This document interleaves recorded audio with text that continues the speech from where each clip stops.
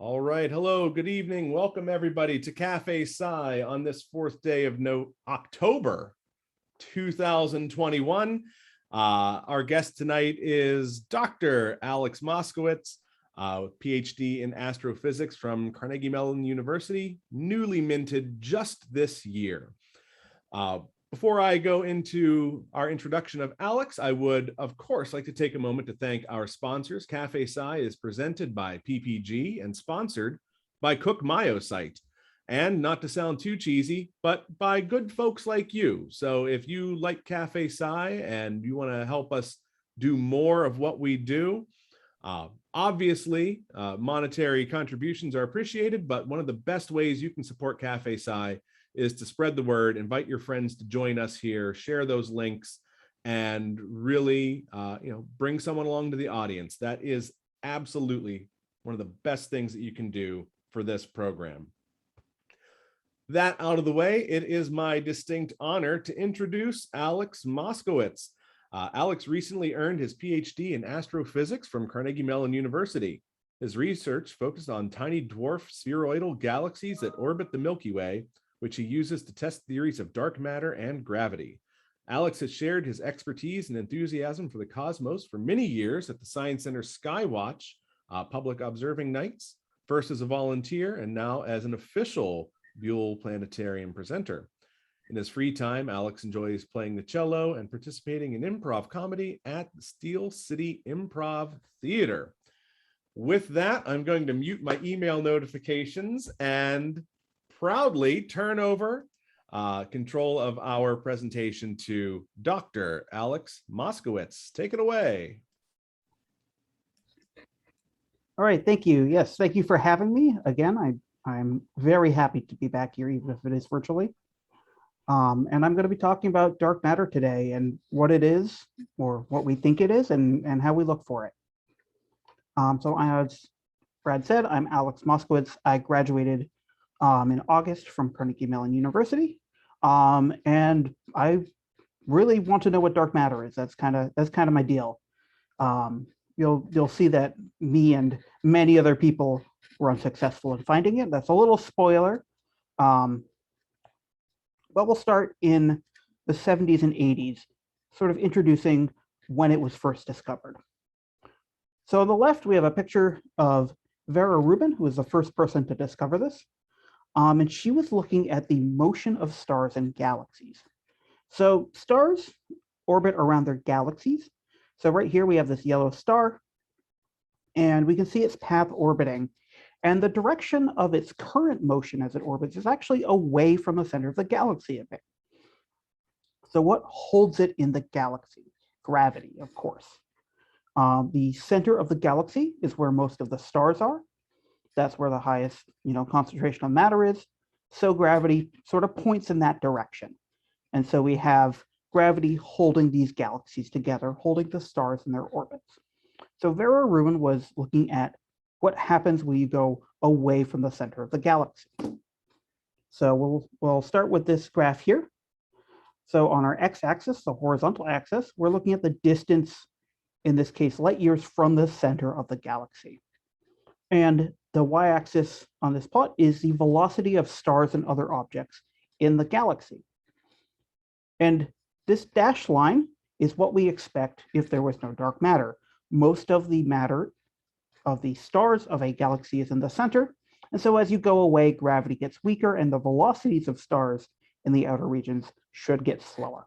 What Vera Rubin found was that not only do the stars not get slower, as you can see with the yellow and blue dots, they actually get faster, and they keep getting faster as you go away from the galaxy. This means that the force of gravity is increasing as you go farther out. This was evidence that something is generating this extra gravity, and that something was called dark matter. Oh, what did I do? So the obvious solution is that dark matter is some sort of, dark matter, in that it is not normal matter, or rather it is normal matter. Say you had asteroids, something very dark and non-reflective, or burnt out star, something like that.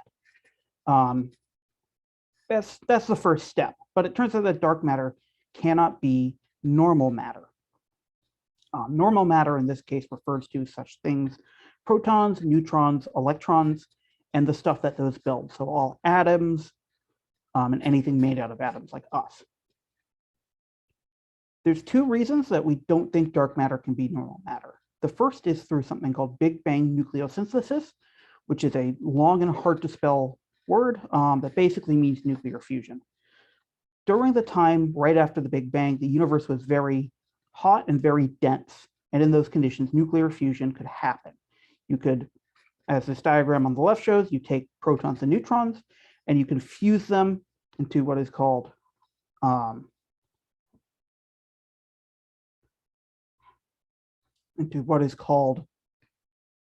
deuterium, which is basically a heavy form of hydrogen, and then that can fuse into helium, and from there you can fuse it into heavier and heavier atoms. And you get more of these high mass atoms if there's a lot of normal matter. So scientists went out and they measured the amount of these heavy atoms in ancient gas clouds that haven't been disturbed since the Big Bang. And they didn't find many of these heavy elements. And that means that there wasn't a lot of normal matter in the early universe. It had to be something different. So that's why we think that dark matter can't be normal matter. There's another reason. When the universe was hot and dense, it glowed, much like a light bulb glows because it's hot. And as it expanded, it cooled. So the light bulb colors, the visible light that it glowed in, cooled into microwaves, but those photons are still there and we can observe them. And if you observe variations in these background photons left over from the Big Bang, which is called the cosmic microwave background, you get something that looks like the bottom right picture. You get these high temperature areas and these cold areas. And by looking at the properties of these high temperature and low temperature areas, we can then determine certain things about the universe. And one of those things is that we need dark matter. These patterns don't emerge if there is no dark matter. So I'll talk a little bit now about some of the properties of dark matter and what makes it special. The sort of most important property is that it is collisionless. So if you think of a balloon, you inflate a balloon with your breath, you put gas into it, and the balloon is sort of held up by air pressure. You can poke at the balloon and it resists your poke. That's the pressure of the air resisting your poke. Dark matter doesn't have that pressure, and that lets it do some things that normal matter can't. So in the early universe, which is all a gas like air, gravity tried to compress matter into galaxies, but the matter has pressure and it resists it, much like the balloon resists you poking it. Dark matter doesn't have this pressure because it is collisionless. And so it can more easily form the cores of galaxies, and that can then attract normal matter and hold it in place. So that's sort of its major role in galaxy formation, is that it is the first building blocks of galaxies. Another feature is self-similarity, and this triangle sort of represents that. This triangle, if you look at any individual triangle here, it looks like a version of the bigger triangle, and you can keep going infinitely down. Because dark matter is collisionless, any sort of condensed form of dark matter forms a galaxy. So you could have a really big part of dark matter, it collapses into a galaxy cluster. Then there are smaller amounts of dark matter, those collapse into individual galaxies, and very tiny baby dark matter particles that can collapse into tiny galaxies. This will come up a little bit later when I talk about satellite galaxies, but sort of the point is that dark matter forms galaxies on all scale. You get these huge clusters of galaxies, and you get very tiny galaxies. So I'll talk a little bit in this talk about the different forms of dark matter that we think it might take, as well as some of the detection methods that we're looking for it with. Sort of the first big area is particle dark matter. So I'll talk about what are called WIMPs and other types of particles, and those can be detected directly or indirectly. And then at the tail end of the talk, I'll talk about modified gravity theories and how we search for those with different astronomical studies. So WIMP stands for weakly interacting massive particles. And these have been the preferred theory for the dark matter for a couple of decades now. So looking at their name, there are four forces in the universe. There's gravity, there's electromagnetism, which controls electricity, magnetism, and essentially light. There's a strong force, which holds nuclei together. And then there's a weak force, which governs some of the interactions in the nuclear regime. So for example, radioactive decay. These WIMPs, they don't interact electromagnetically. That's why it's called dark matter. It doesn't emit or receive light. They also don't interact with the strong force. They only maybe interact with the weak force and gravity, as we've seen, for their role in holding galaxies together. So this is sort of the origin of this name. And how we look for it is we actually wait for it to interact with an atom. I said it was collisionless, but if it's almost 100% collisionless, most dark matter will act the way we need it to, but occasionally it will bump into an atom, and I'm talking very occasionally. Dark matter can pass through the entire planet, the whole sun. It could pass through the whole galaxy without hitting anything. But if you have enough dark matter and you wait long enough, maybe you'll bump into one. And so what happens is we take a big detector full of some material. Usually it's liquid xenon, which is an element like helium, but much heavier. And we put it in a big tank underground. So that's this purple stuff here. This image, I don't know why it's cut off, but it'll do a good job. We have this purple tank of liquid xenon. Our dark matter, this X particle here, comes in, interacts through the weak force with one of our atoms in our detector. It'll bounce off, and that'll create a little flash of light. It'll also knock some electrons loose. These will get sucked up to the top of the detector due to an electric field that's in the detector. They'll hit the edge of the detector and make more light, and you get a very characteristic double flash. And that'll tell you that you had a dark matter particle in your detector. The hard part of this experiment is getting rid of all the other particles. There are particles, produced by the sun, produced by the galaxy. There are particles produced by lightning strikes. There are even particles produced by your smoke detector that could get in the way. So to prevent this, they place these detectors deep underground, about a mile below the surface in abandoned mines. I have a little picture of that here. So in the center, you can see the tank. It's about 4 feet tall. That's filled with liquid xenon. And around it, you can see two things. One is you can see these things that look like stage lighting. Those are what are called photomultiplier tubes. They can detect a single photon. So in the dark matter, if it interacts with an atom and produces one photon, we're going to want to be able to see it. So these are very sensitive cameras, essentially. This space that these scientists are standing in is going to be filled with ultra pure water. And that'll prevent any radioactive elements in the ground from influencing the detector. And this whole thing, you can't see the cave here, unfortunately, but it's about a mile underground. And so they put these tanks down here, and they are just very patient. Because this is sort of what they're looking for. This is a graph showing on the horizontal axis what the mass of this WIMP particle might be. And on the vertical axis is how much it interacts with normal atoms. And so you can pick a point, you pick your favorite WIMP theory, and you pick a point on this graph. These curves here show the limits placed by detector. So anything above these curves has been ruled out. We would have seen dark matter if it had those properties. And you can see that these curves are marching downwards. And eventually they're going to hit this red line. This is where neutrinos are detected. Neutrinos are kind of like dark matter. They're very, very non-interacting. They can pass through, I think the statistic was a neutrino could pass through an entire light year worth of lead and still not interact with anything. But there are a lot of neutrinos made by the sun. And so we see a handful of them. And that's what this yellow band is. It is neutrinos. If these lines get down there, our detectors are so sensitive, they're going to be overwhelmed by the neutrinos made from the sun and made in the galaxy, and we're going to not be able to see any more WIMPs. On top of that, the properties of a WIMP, even if we found it, wouldn't be great for explaining the dark matter we see in the universe. So we're getting into the very edge of these theories, and in the future, there will be more lines below that blue and red one, And eventually we'll either find the WIMP or we'll hit that yellow area and say, I guess WIMPs weren't it. This will be unfortunate because WIMPs have a lot of good properties. They behave the way we need them to make the galaxies we see in the universe. Not only that, they exist, if they do exist, in the number we need them to. You get sort of the sweet spot is 80% dark matter, 20% normal mass, and WIMPs very naturally can make that ratio.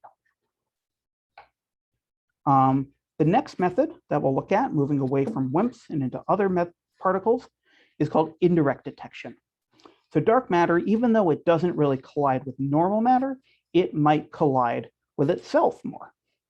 And so what will happen is in a galaxy somewhere, two dark matter particles will collide, and that will either generate light directly or generate some sort of normal matter, which can then create light. So maybe the interaction creates some sort of unstable particle, and then that particle forms light when it decays.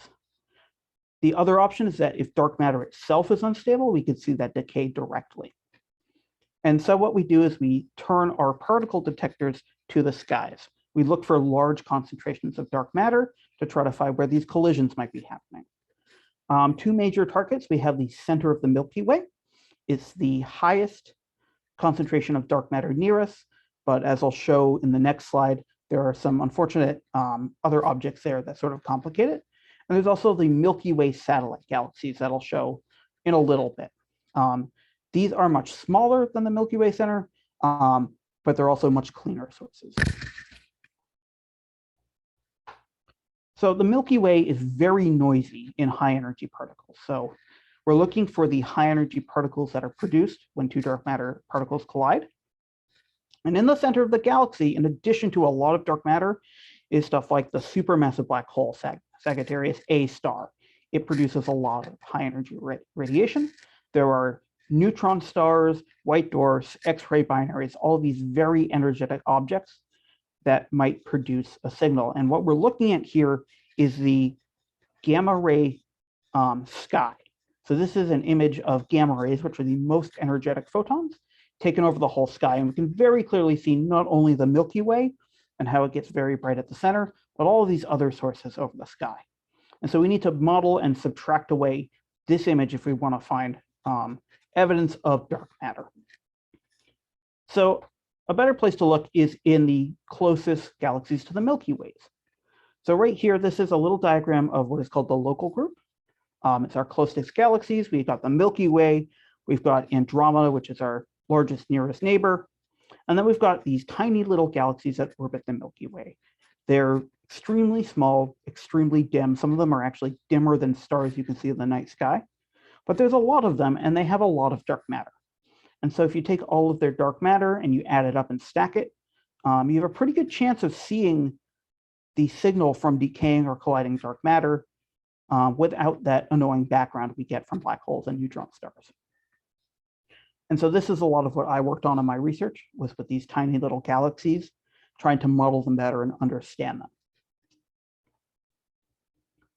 So for indirect detection, there have been hints of dark matter, but nothing solid. On the left, we're looking at the number of electrons, which is the vertical axis, well, it's number of anti-electrons, technically. So electrons have their positively charged partner, the positron. We're looking at that as a function of the energy of the particles. And normally you'd expect for very high energies, it would be hard to make positrons. So these curves that we see, they shouldn't have this U shape, they should just go down to the right. But we see this U shape, this uptick in energy. And that was something that was unexpected, and it could have been caused by dark matter. Fortunately, there are other things that could cause this, so it's a little hard to tease out. But it's a little evidence, maybe there is particle dark matter.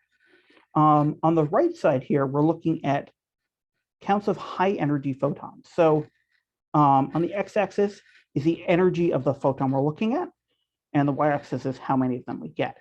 And we expect if dark matter is a particle with a certain energy, it should give off a very specific value energy photon. And that's sort of what this diagram is showing. Particularly in the red here, you can see how it goes up and goes down, centered about some value. The other thing you can see for those black points is that they have very large error bars. So this again, this was a big exciting thing when it was announced, but it turns out with more data that this little bump went away. So again, another little hint for maybe dark matter, but this one unfortunately didn't pan out. So with both direct detection and indirect detection, we haven't found any solid evidence for dark matter. Moving on from WIMPs, there are other particle-like objects that could be dark matter. You could have small black holes. This is attractive because you don't need some exotic new particle. You take normal matter, you squish it small enough, you get black holes. If they're small, they don't suck things up, they more just go through things. Fortunately, it's very hard to make small black holes. You need to get matter very, very dense, and kind of like a balloon, it doesn't like to be that dense. There are particles called axions. These are motivated by problems in quantum mechanics, and you fix these problems in quantum mechanics, and you get another particle for free out of it that could be dark matter. Another particle like that is called a sterile neutrino. I talked about neutrinos a little bit. They're very light particles. They don't really interact with much, and there are 3 different types of neutrinos, but we don't know why there's 3 of them. And if there's more types of neutrinos, some of them could be the dark matter. Finally, an exciting prospect is dark matter that doesn't interact with normal matter, but interacts with itself, kind of like protons and neutrons do. So you could have dark atoms, dark molecules, you could even have dark people. They wouldn't really walk around on the Earth, they would kind of sink through it. But there's a whole bunch of things that dark matter could be interacting with itself that could lead to some very exciting discoveries. So looking again at particle dark matter, it does okay, but it doesn't do perfect. It can produce realistic galaxies that we see in the universe. It generates the correct amount of dark matter in some models. That's very important. You don't need to fiddle with the theory a lot. You propose a theory and it says we have 80% dark matter, 20% matter, and that matches our observations. And it's also pretty easy to simulate on supercomputers. So it's easy to simulate galaxies in different conditions, go out and compare to those galaxies. But as I said, it doesn't do perfectly. We haven't actually found this particle, and until we find evidence of this particle, it's really just a proposal. There's also problems with very small galaxies. The reason that we focus on Milky Way satellite galaxies is that the WIMP dark matter and a lot of other theories don't actually generate them correctly. So this is something that really needs study to resolve if it's an issue with our simulations or if it's an issue with dark matter. Finally, there are other unsolved problems in cosmology, and such as dark energy, which is causing the universe to expand faster than we expect, as well as unsolved problems with gravity in the quantum realm. And particle dark matter doesn't even touch on those. It says those are separate problems. I'm not gonna talk about it. And so scientists, particularly with the failure to actually find this particle dark matter, have thought, hey, what if we're looking at it wrong? That's because all the evidence I've said for dark matter has been through gravity. Initially, we were looking at these rotation curves on the bottom left, looking at the velocity of stars and how they were held into galaxies through gravity. Looking at the cosmic microwave background radiation, these hot and cold spots, it is the gravity of dark matter that is generating them. And finally, as I was saying, the Milky Way satellites, both mapping out where their dark matter is and showing that dark matter cannot reproduce them very well, that's also done through gravity. And so people are saying, if all the evidence for dark matter is through gravity, what if it is just gravity? I'm going to take a little drink of water.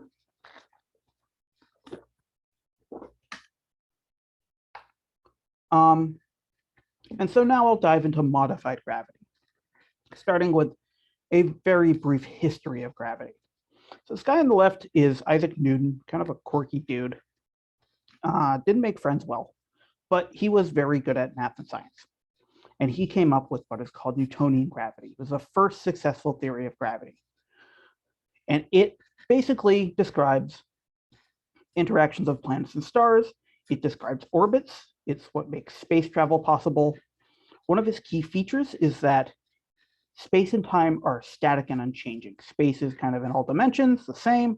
Time marches forward at a rate of 1 second per second. And even though it's been superseded, it still applies. It is a special case of other theories of gravity. In fact, this special case is found pretty much everywhere. It applies in the solar system. It applies in star clusters. So it's still very useful. And because it was so useful, it persisted for hundreds of years until our fellow on the right came around and proposed general relativity. This is a completely differently formulated theory of gravity. Really takes over when extreme objects are involved, so black holes, very high energy objects, very quick accelerations. It doesn't seem as practical, but actually GPS relies on this. So the way GPS works is that a satellite orbiting the Earth will send out a little pulse of radio waves that has a time associated with it. And your car or your cell phone will pick up that wave, look at the time, say, okay, I know when it was sent. I now know how far away that satellite is. And from knowing how far away that satellite is, I can find out where I am on the Earth. But these operations happen at the speed of light, and so they need to be very precise. And you actually need general relativity to get the precision that you need to operate GPS. And the big change from general relativity from Newtonian gravity, that space and time work completely differently. Space and time are an object called space-time that's kind of bundles them together, and they're not fixed and unchanging. They can change, and in fact, they curve because matter exists. So general relativity is mathematically complicated, and I think that can scare people sometimes. But at its core, it's really two concepts. Matter in the universe tells space-time how to curve, and then space-time tells matter how to move based on that curvature. And it's sort of this cycle that kind of updates. You have a heavy object, it tells every space around how to curve, and from that curvature, space-time says, okay, everybody move to this position now.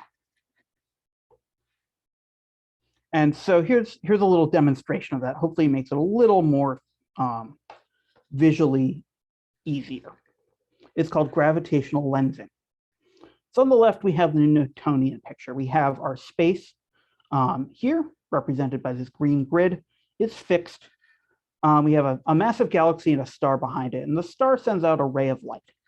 And in Newtonian gravity, the ray of light just keeps going. It doesn't have any mass, so it can't be attracted by the gravity of the galaxy, and it just goes in a straight line on its merry way.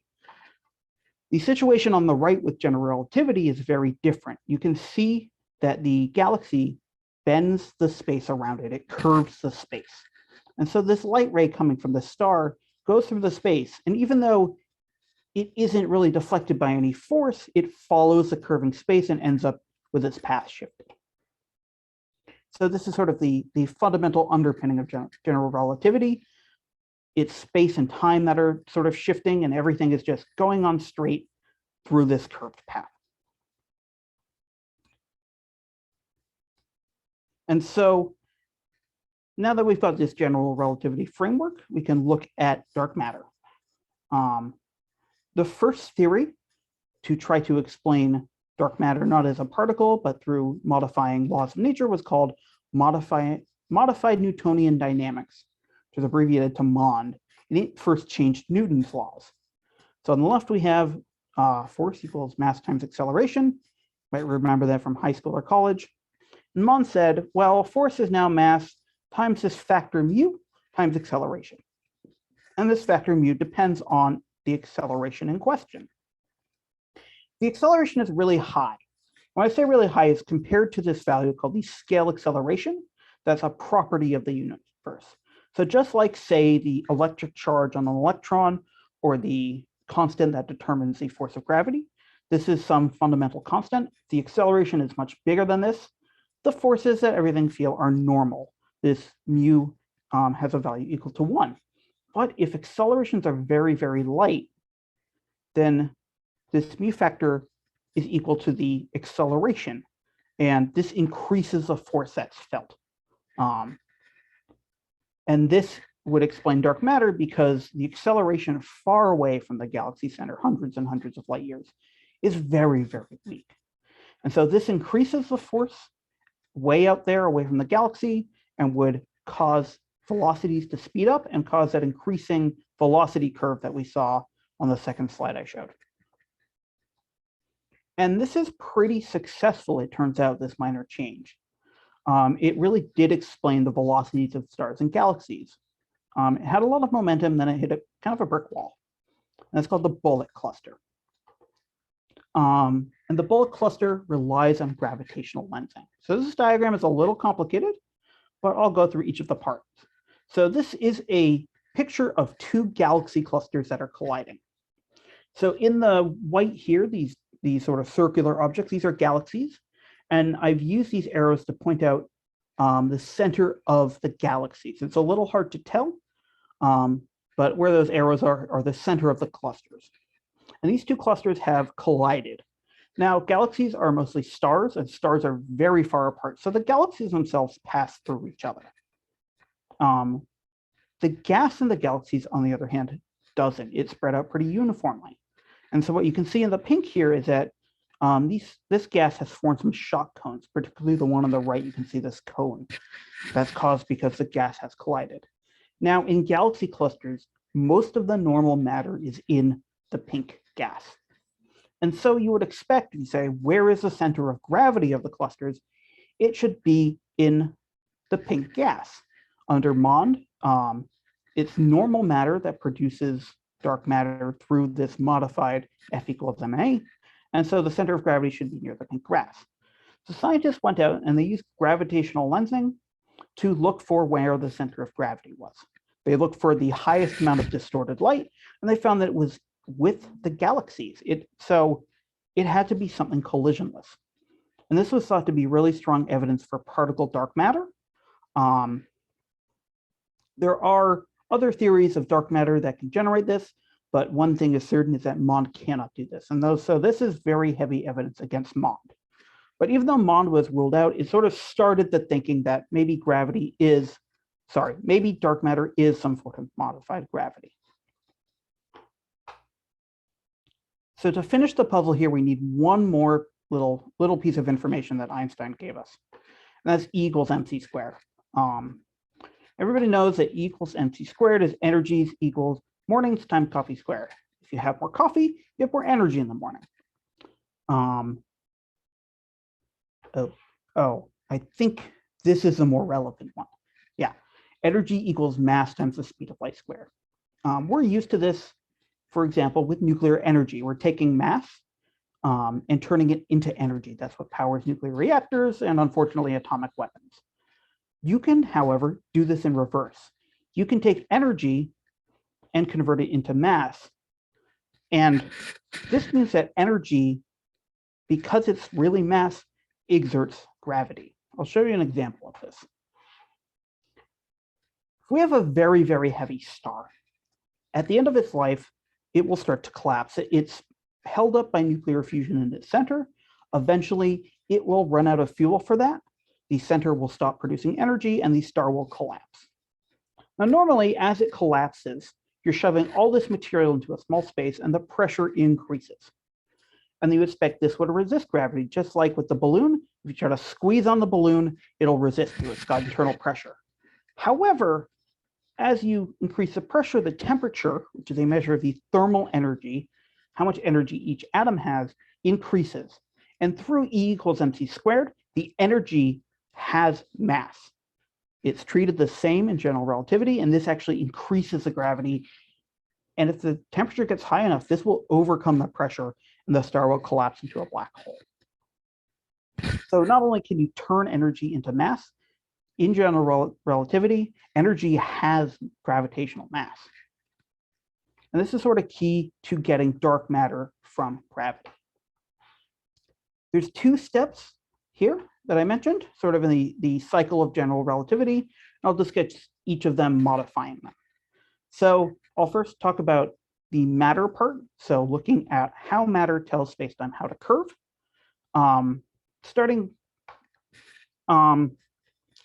with gravity itself. So I'll start with electromagnetism. Light is an electromagnetic phenomenon. It has a particle associated with it called the photon. That is sort of the traveling particle of light. Gravity has a sort of similar mechanism. It has a theoretical particle called the graviton.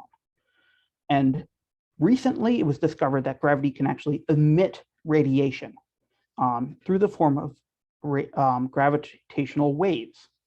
So I have a little movie here. We have these two objects, in this case, neutron stars. And as they spiral together, you'll be able to see these waves coming out of them. These are ripples in space and time, which is pretty weird to think about.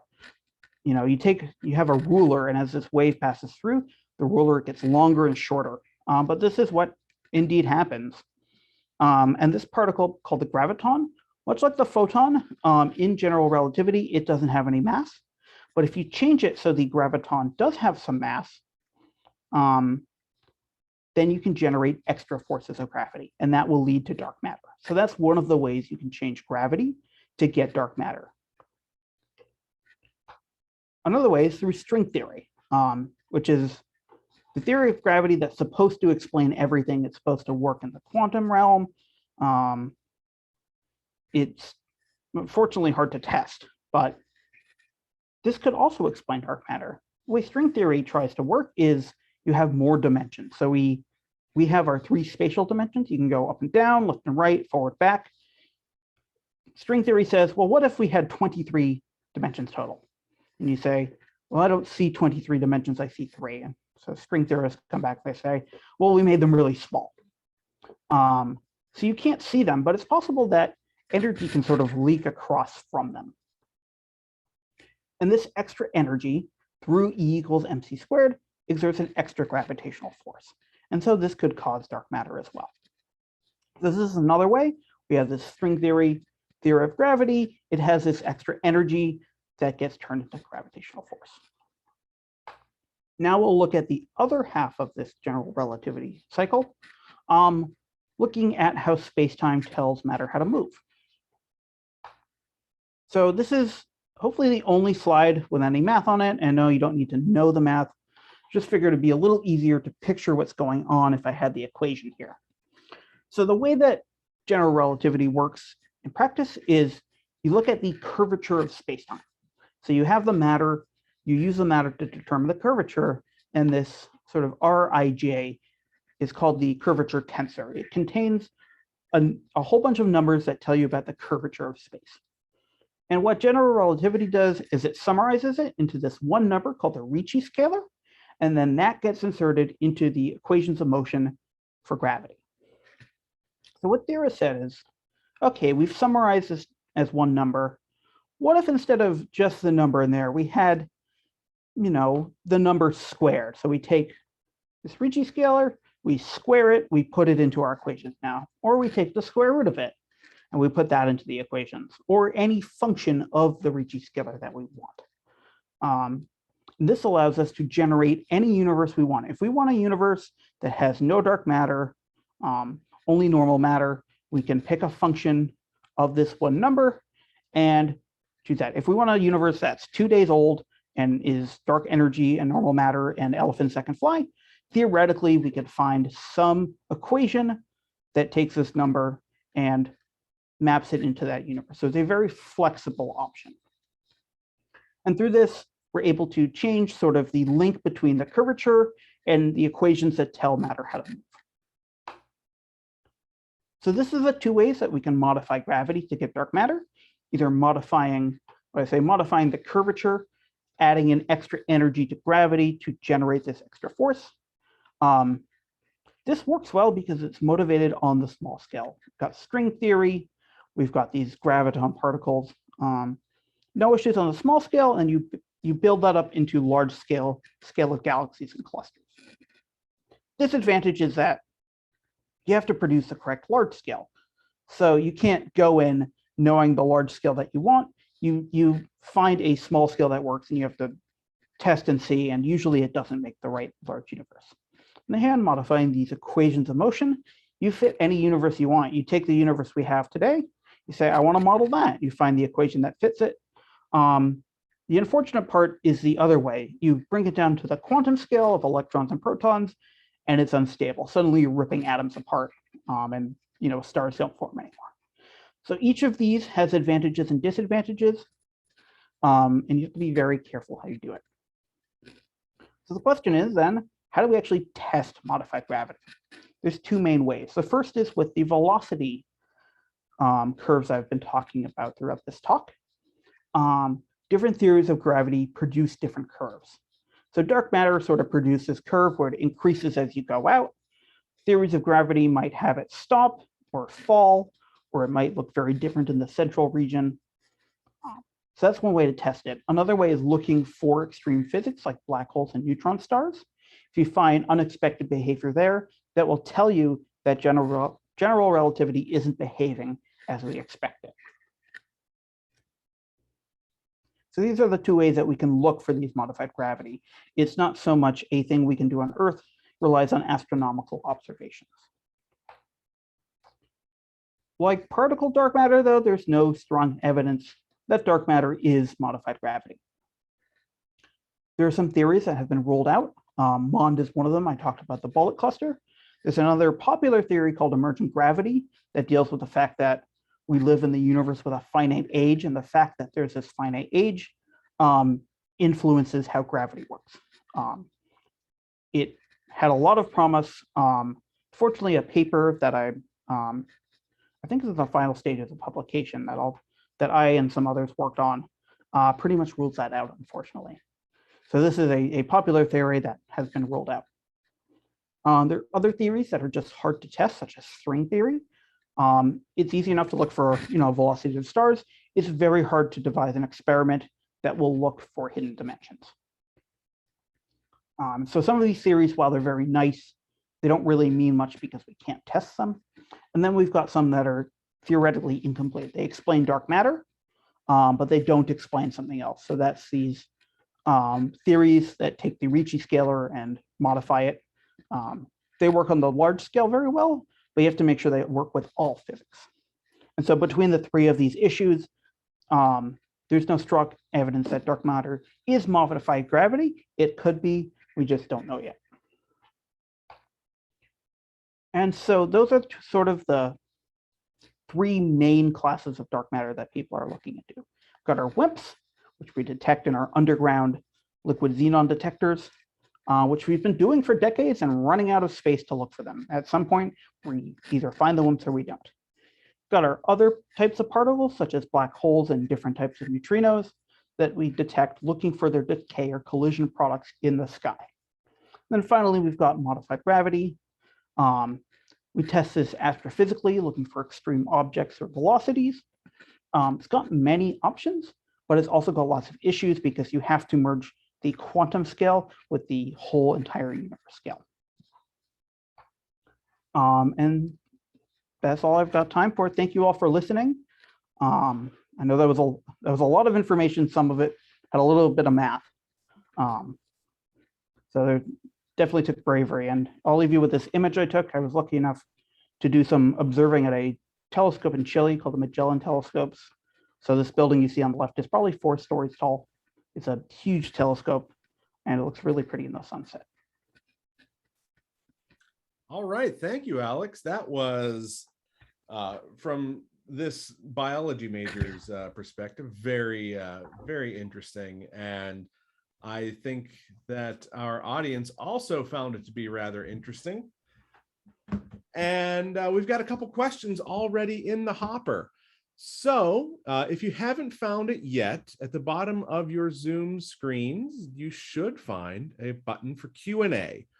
That's where you can type in your questions for Alex, and we will get through as many of those questions as we can. Here at Café Sci, we have, I think, a 100% track record, or as close as you can get practically, to addressing all the questions that are asked. So at this point, Alex, I'll ask you to stop sharing your screen so that everyone can just get a better view of you speaking here. And let's start taking some of these questions. So you mentioned about dark matter being collisionless, but someone in the audience wants to know that if dark matter is collisionless, how can it or does it collide with itself? So the factor with collisionless is that, and maybe I didn't emphasize this enough, is collisionless with normal matter. It's possible it's some sort of new type of matter, and for that, all the rules are off. And it's possible that it could collide with itself, but not us. So if you think, for example, with protons and neutrons, protons are electrically charged. So if you take two protons together, their electric charges repel each other. Whereas neutrons, which are very similar particles, you put them close together, they don't have any electric charge. And so they can sort of go past each other without interference. So the way to think of it is that sort of dark matter isn't charged in the forces that we know. This new interaction with itself would be a brand new force. It would be a brand new law of physics. And that would be very exciting. Yeah, absolutely. So let's see, we have Gary Palmer here saying, great job. Thank you for sharing this information. Thank you. That's not a question, but I'll take it. We'll always take kudos. That's fantastic. We've got a pair of questions here from Kitty Mama. What about the matter that falls into black holes? Where does it go? Could it be dark matter or somehow change into dark matter? Yes, that's a very intriguing possibility. Matter that falls into black holes kind of loses its properties. Black holes will eat it up, and because black holes are so dense, even though their gravity is strong, they're very actually hard to collide with. You have to get very close to them to get over the horizon. And so that has been a focus of dark matter searches, is looking for normal matter that's been put into a black hole. It behaves exactly like dark matter. The issue is generating enough black holes. You can generate huge supermassive sized black holes in the center of galaxies because there's so much matter there. That's not, we know how to do that, but you'd be able to see those if there were tons of them in the universe. We can generate stellar sized black holes from individual stars. Again, we'd be able to see evidence of their formation. And we don't really know how to generate other types of black holes. So you'd have to come up with some new theory of generating black holes in order to get that to be dark matter. But if you could, that's a perfectly reasonable way to source dark matter. It would behave exactly like dark matter. Excellent. And Kitty Mama's second question, has anyone succeeded in transforming energy into matter in the lab? Yes. So energy can take many forms. So you can have light energy, like a laser, when it heats something up, that's light energy. You can have chemical energy, that's what your car runs off of. And you can have kinetic energy. When if I pick up my water bottle and throw it, it has kinetic energy that it can, it'll hit my computer monitor and knock it over. Scientists in the Large Hadron Collider in Europe, they take protons and they give them tons of kinetic energy. They spin them really fast and they collide them. And what happens is you start with two protons and a whole bunch of other particles come out. So you're taking this kinetic energy and turning it into particles. That is actually pretty easy to do. So yeah, scientists have done that. It's a very good way of studying. In fact, looking for dark matter is you take two high energy particles, you collide them, and you look for dark matter particles that way, either directly or you say, okay, we know what the total energy is. We saw what the products were. Is there any energy missing? That missing energy could be dark matter. All right. So thank you, Kitty Mama, for your questions. Karen asks, how did you get interested in dark matter? Dark matter specifically was in college, looking for a problem that I could work on and make some headway with. It was something that was very unanswered, very mysterious. I said, hey, that would, what is dark matter? That bothers me as a question. So going on, there are a lot of interesting things related to it. It controls galaxy formation. It has implications in quantum mechanics. So it's a very interesting problem to solve. And I'll ask my own follow-up to this one. So in the field of astrophysics, obviously, as you're saying there, dark matter is a big, interesting problem. Are there some other big, interesting problems that are sort of at the forefront of astrophysics these days? There are probably more interesting problems than there are answers at this point. Two that I talked about were dark matter, which is a much bigger problem. I wish I had time to get into it, but much actually bigger problem than dark matter because we have no idea what it is. And part of the motivation for modifying gravity is you can solve dark energy and dark matter at the same time. But it's something that people have spent a lot of effort working on. Black holes are another area. We thought, okay, we know how to make black holes. And then we found gravitational waves. And along with the discovery of another bunch of questions with gravitational waves, we found black holes we didn't expect. So everything, basically every discovery leads into more questions is what it seems. Everything we thought we knew called into question. Yeah.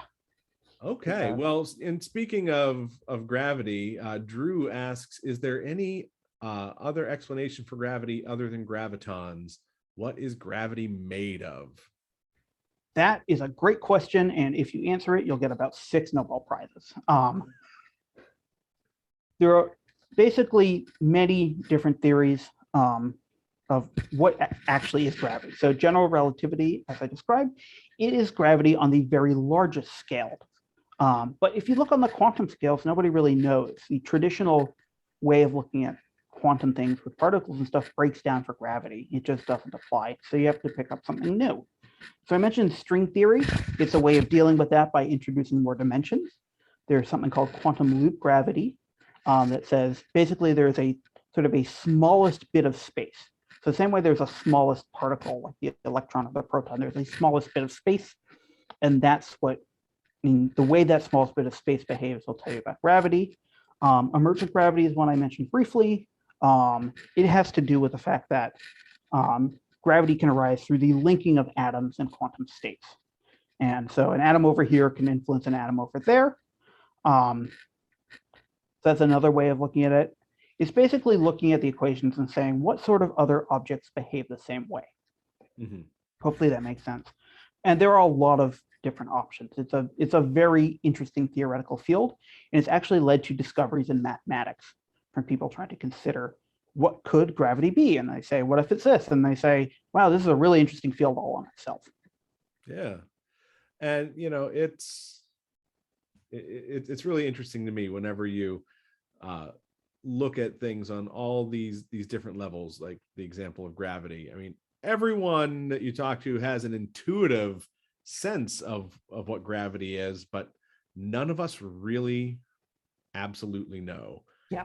And, you talk about Newton, explaining, his, positions on gravity and how we still use that in applications today, even without understanding what it is at its heart. It's fascinating. Yeah, the joke that I've heard goes, somebody says, we understand evolution just as much as we understand gravity. And everybody says, wow, we really understand evolution. And astrophysicist goes, wait, so you mean nobody understands evolution? We know how the equations behave. We don't know what causes it. Yeah. Wow. It is the Wild West of science right there. Yeah. That's for sure. So this question from Richard, I think came in maybe just before you mentioned dark energy there when we were talking about the big problems in astrophysics. But Richard asks, what about dark energy due to E = mc squared and the interconversion of energy and matter? Are they just the same thing? Effectively, yes. Sort of, you can think of that matter is there are multiple types of energy. You have light, it's a type of energy. You've got kinetic energy. You can have chemical energy. And matter is just sort of another manifestation of energy. It's a way to put energy together that sort of is confined. One way of thinking it might be to think about photons and electric fields. So you think of a magnetic field. You hold up a magnet, there's sort of this field around it that you can hold up another magnet. No matter where you put it near it, it'll be attracted. You've also got the photon, which is an individual particle. It's the same thing. It's an electromagnetic wave, but it's in a little packet and it's confined and it will travel through space. And so it's sort of the same field, but the way it's set up is different, that one is confined and one is traveling. And so free equals mc squared is a little bit like that. These are a confined form of energy. They're traveling, but they're not spread out.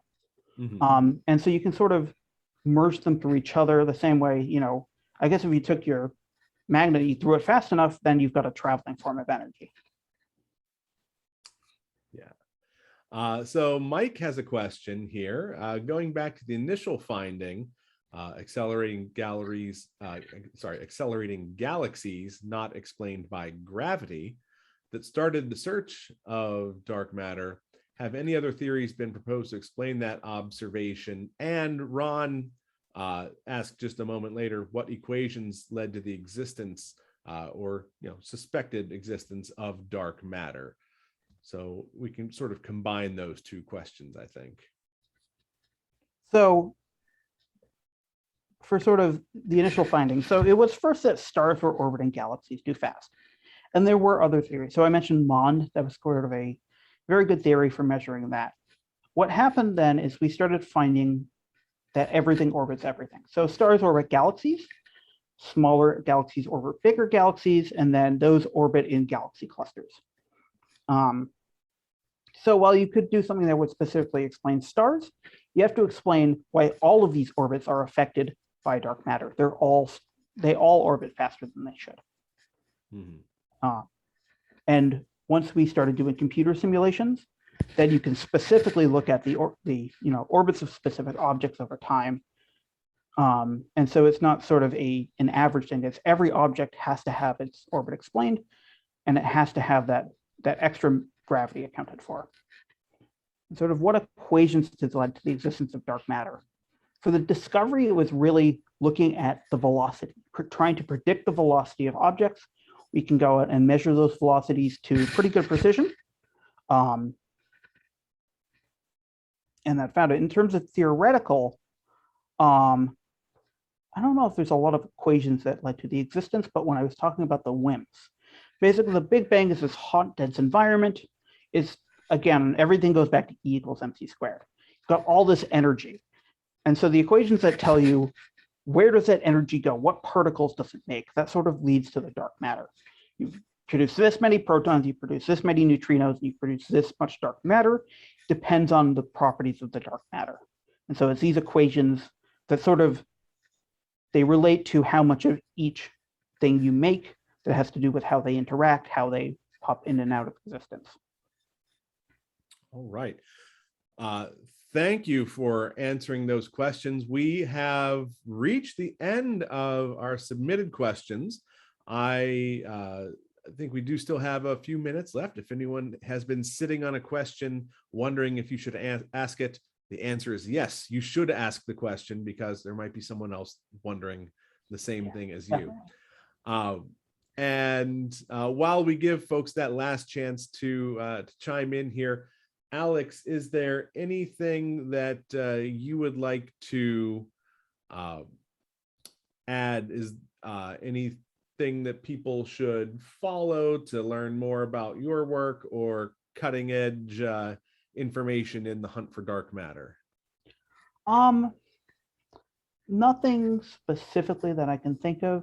There are, lots of, I think, like Scientific American is a good place to look for these updates. There's a magazine called Symmetry that's a little more in depth, assuming a little more background.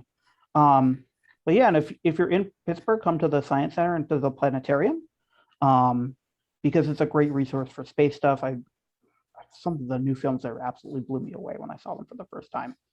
And it's all brand new and it's amazing, and it's great. Well, so that's a place. If you're in Pittsburgh and you want to, you figure out that question later, you can always come and ask me, and you'll probably have to leave me because I won't shut up. Well, I appreciate you being here and talking at length about this subject on which you are so familiar, and that puts you in a distinct minority of humanity there, because no one understands it yet, but you are closer than 99.9% of people. if this talk has taught you anything, it's that we don't know what's going on. That's great. We just hide behind the math. So I want to thank everyone for tuning in tonight.